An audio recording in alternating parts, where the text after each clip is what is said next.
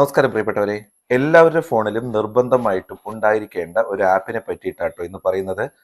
നമ്മളുടെ അടുത്ത് ഒരുപാട് ഡോക്യുമെന്റ്സ് ഇല്ലേ? Aadhaar, PAN card, driving licence, vehicle registration, നമ്മുടെ സർട്ടിഫിക്കറ്റ്സുകൾ തുടങ്ങി ഒരുപാട് ഡോക്യുമെന്റ്സ് നമ്മുടെ ഓരോരുത്തരത്തും ഉണ്ട്. ഇതെല്ലാം ഒരു ആവശ്യത്തിന് എടുക്കണമെങ്കിൽ നമ്മളിതെല്ലാം കൊണ്ടു ചെല്ലണം അല്ലേ? അതിന്റെ ഒന്നും ആവശ്യമില്ല. ഇതിന് കേന്ദ്ര ഗവൺമെന്റിന്റെ തന്നെ ഒരു ആപ്ലിക്കേഷൻ ഉണ്ട്, ഡിജി ലോക്കർ. അതിലേക്ക് നമ്മൾ ആഡ് ചെയ്ത് കഴിഞ്ഞാൽ നിങ്ങൾക്ക് എന്ത് ആവശ്യത്തിനും ഈ ഡിജി ലോക്കർ തുറന്നിട്ട് നിങ്ങൾ അതിൽ കൊടുത്തിട്ടുള്ള ഡോക്യുമെന്റ്സിന് ഷെയർ ചെയ്ത് കൊടുക്കാൻ പറ്റും. പല കാര്യങ്ങൾക്കും നമുക്ക് അപ്ലൈ ചെയ്യുന്ന സമയത്ത് നമുക്ക് ആധാർ കാർഡോ ഡ്രൈവിംഗ് ലൈസൻസോ പാൻ കാർഡോ നമുക്ക് അപ്ലോഡ് ചെയ്യുന്നതിന് പകരം ഈ ഡിജി ലോക്കറിന് നമുക്ക് ഡയറക്റ്റ് ഏത് സൈറ്റിലേക്കാണോ വേണ്ടത് ആ സൈറ്റിലേക്ക് കൊടുക്കാൻ പറ്റും. ഒരുപാട് സവിശേഷതകളുണ്ട്. നമുക്ക് ഭാവിയിൽ എപ്പോഴെങ്കിലും നമ്മളുടെ ഈ ഡോക്യുമെന്റ്സ് നഷ്ടപ്പെട്ടു പോയാലും ഇതിൽ നിന്ന് എടുക്കാൻ പറ്റും. ആകെ ഒരു 5 മിനിറ്റ് ഒക്കെ സമയം മതി ഇത് ചെയ്യാൻ വേണ്ടിയിട്ട്. അതുകൊണ്ട് നിങ്ങളുടെ എല്ലാവരുടെ ഫോണിലും ഈ ആപ്പ് ഇൻസ്റ്റാൾ ചെയ്തിട്ട് നിങ്ങളുടെ എല്ലാ ഡോക്യുമെന്റ്സിലേക്കും അതിൽ ചേർത്ത് വെക്കുക കേട്ടോ.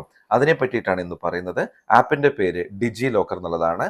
ആദ്യത്തെ കമന്റിൽ ഞാൻ അതിന്റെ ലിങ്ക് കൊടുത്തിട്ടുണ്ട്. അതിൽ ക്ലിക്ക് ചെയ്തിട്ട് അത് ഡൗൺലോഡ് ചെയ്യുക. ഡൗൺലോഡ് ചെയ്തിട്ട് ഓപ്പൺ ചെയ്യുന്ന സമയത്ത് ഇത് എങ്ങനെ കാണും? ആദ്യം നമ്മുടെ അടുത്ത് ഭാഷ സെലക്ട് ചെയ്യാൻ പറയും. നിങ്ങൾക്ക് വേണ്ട ഭാഷ സെലക്ട് ചെയ്യാം. മലയാളമൊക്കെ അതിലുണ്ട്. ഞാനതിൽ ഇംഗ്ലീഷാണ് സെലക്ട് ചെയ്യുന്നത്.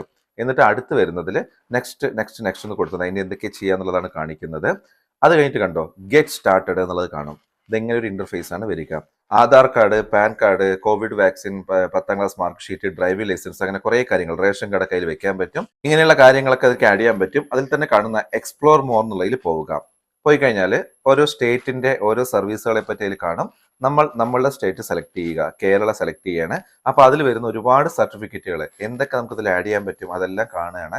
വായിച്ചു നോക്കൂ. നിങ്ങളുടെ NC സർട്ടിഫിക്കറ്റ്, 10th, ഡിഗ്രി, +2 ഇതെല്ലാം എടുത്ത് വെക്കാം കേട്ടോ.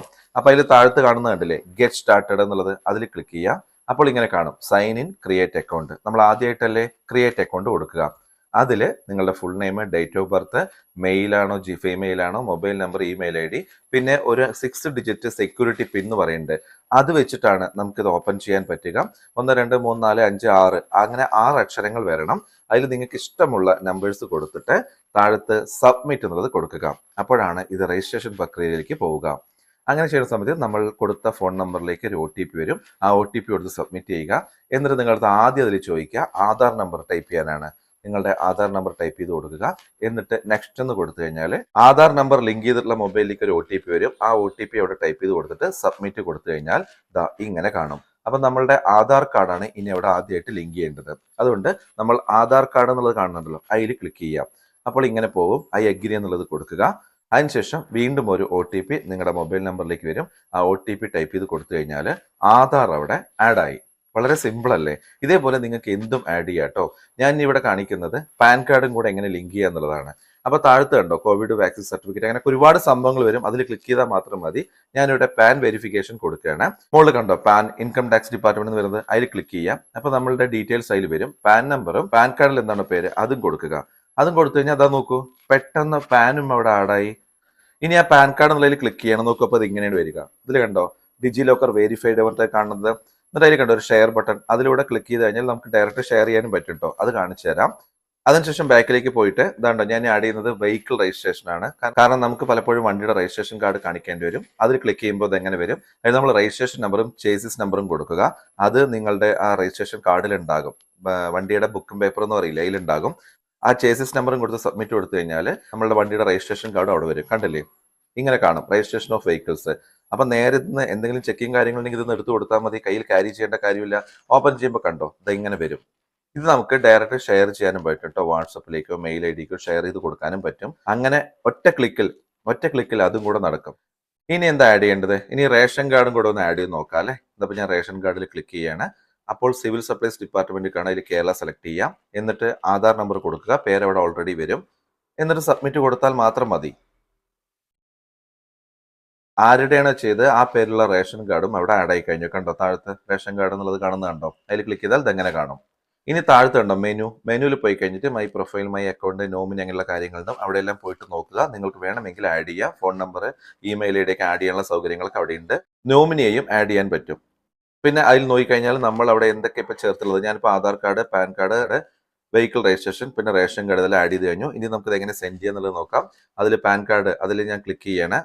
താഴത്ത് കണ്ടോ ആ ഒരു സിമ്പൽ ഷെയറിന്റെ അതിൽ കൊടുത്തു കഴിഞ്ഞാൽ വാട്സപ്പ് പല കാര്യങ്ങൾ വരും. ഇങ്ങനെ നമുക്ക് വാട്സപ്പിലേക്കും അല്ലെങ്കിൽ മറ്റു മെയിൽ ഐ ഡിയിലേക്കും ഒക്കെ ഷെയർ ചെയ്യാൻ പറ്റും. ഇനി നമ്മൾ ചില കാര്യങ്ങളിൽ അപ്ലൈ ചെയ്യുന്ന സമയത്തിലൊക്കെ പ്രത്യേകിച്ച് നമുക്കൊരു ബാങ്ക് അക്കൗണ്ട്, അതായത് നമുക്ക് ഓൺലൈനായിട്ട് ഒരു ബാങ്ക് അക്കൗണ്ട് എടുക്കണമെങ്കിൽ അങ്ങനെയുള്ള കാര്യങ്ങളൊക്കെ വരികയാണെങ്കിൽ അവര് നമ്മളെ അടുത്ത് ചോദിക്കുക ഡിജി ലോക്കർ ഉണ്ടോ, അല്ലെങ്കിൽ ഡിജി ലോക്കറിൽ നമ്മുടെ ആധാർ അല്ലെങ്കിൽ പാൻ കാർഡ് വെച്ചിട്ടുണ്ടോ എന്നുള്ളതാണ്. അപ്പൊ നമ്മൾ യെസ് എന്ന് കൊടുത്തു കഴിഞ്ഞാൽ നേരെ ഡിജി ലോക്കറിന്റെ സൈഡിലേക്ക് പോകും. നമ്മൾ ആ തുടക്കത്തിൽ കൊടുക്കുന്ന ഒരു 6 പിൻകോഡ് ഉണ്ടല്ലോ, അത് ടൈപ്പ് ചെയ്ത് കൊടുത്തു കഴിഞ്ഞാൽ നമ്മളുടെ ആധാർ കാർഡ് പാൻ കാർഡ് നമ്മളൊന്നും അപ്ലോഡ് ചെയ്യേണ്ട തന്നെ ഡിജി ലോക്കറിലൂടെ അവർ ഓതറൈസേഷൻ ചെയ്യും. ഇത് ഓക്കെ ആണെങ്കിൽ ഓക്കെ എന്ന് പറയും. അപ്പോൾ അങ്ങനെ ഒരു സൗകര്യമുണ്ട്. അതുകൊണ്ട് തന്നെ നിങ്ങളുടെ എല്ലാവരുടെ ഫോണിലും ഈ ഡിജി ലോക്കർ എന്നുള്ള ഈ ആപ്പ് ഡൗൺലോഡ് ചെയ്ത് വെച്ചിട്ട് ഇതിലെല്ലാം അപ്ലോഡ് ചെയ്യുക, നിങ്ങളുടെ എല്ലാ രേഖകളും.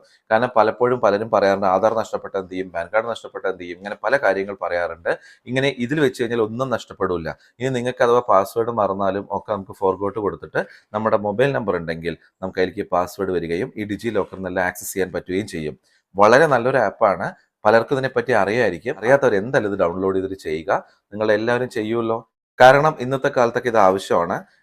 നമ്മൾ ടെക്നോളജി വളർന്നു പോകുമ്പോൾ നമ്മളും അതിനൊപ്പം പോവുക എന്നുള്ളതാണ്. അതുകൊണ്ടാണ് ഇങ്ങനെയുള്ള കാര്യങ്ങളൊക്കെ ട്യൂട്ടോറിയലായിട്ട് നമ്മൾ ചെയ്യുന്നത് തന്നെ. നിങ്ങൾ എല്ലാവരും ഈ ഡിജി ലോക്കർ എന്നുള്ള ആപ്പ് ഡൗൺലോഡ് ചെയ്തിട്ട് നിങ്ങൾ എല്ലാവരും ഇത് ഉപയോഗിക്കുക. നിങ്ങളുടെ പരിചയത്തിലുള്ളവർക്കൊക്കെ ഇതൊന്ന് പറഞ്ഞു കൊടുക്കുമല്ലോ ഇങ്ങനെ ഒരു ആപ്പ് ഉണ്ട് എന്നുള്ളത്. ലിങ്ക് ആദ്യത്തെ കമന്റിൽ കൊടുത്തിട്ടുണ്ട്. ഇനി അതിൽ ക്ലിക്ക് ചെയ്തിട്ട് വർക്ക് ആവുന്നില്ലെങ്കിൽ എൻ്റെ നമ്പറിലേക്ക് വാട്സപ്പ് ചെയ്യൂ. നിങ്ങൾക്ക് എന്തായാലും ആ ലിങ്ക് ഞാൻ അയച്ചു തരാം. ഇത് നിങ്ങൾക്ക് പ്രയോജനപ്രദമായി എന്ന് കരുതട്ടെ. എന്നാൽ ശരി, അടുത്തൊരു വിഷയമായിട്ട് അടുത്ത വീഡിയോയിൽ അടുത്ത് തന്നെ കാണാം.